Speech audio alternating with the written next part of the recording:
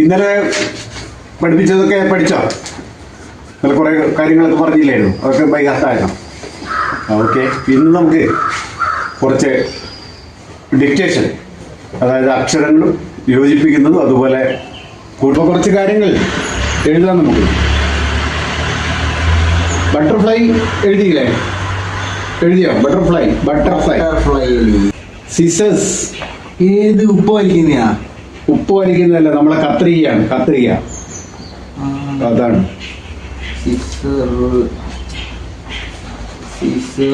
എഴുതുക മാഷെ. യെസ്, അതാ ഞാൻ പറഞ്ഞത്. ഇങ്ങനെയൊക്കെയുള്ള സാധനം എപ്പോഴും നോക്കി വെക്കും. ഓക്കെ. സുനാമി. സുനാമിയാ? എന്താ സ്പെല്ലിംഗ്?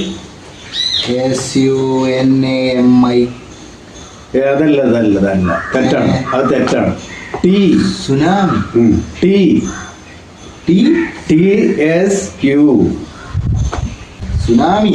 അതല്ല, ടി ആണ്. സുനാമിയാണ്. ടി വരുമ്പോ ഞാൻ എങ്ങനെ പറയാ?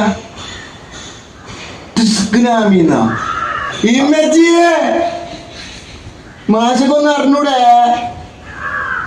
ഭാഷക്ക് അറിയാത്തതല്ല, നീ ശരിക്കും നോക്കേണ്ടതാണ് എന്താണ് സ്പെല്ലിംഗ് എന്ന്. ചായ കുടിച്ചിട്ട് പഠിക്കും. കുറച്ച് കേസുണ്ടായിരുന്നു. മാഷ ഇത് കഴിക്കും, ഞാൻ ചായ എടുത്തിട്ട് വരട്ടെ. ഓക്കെ.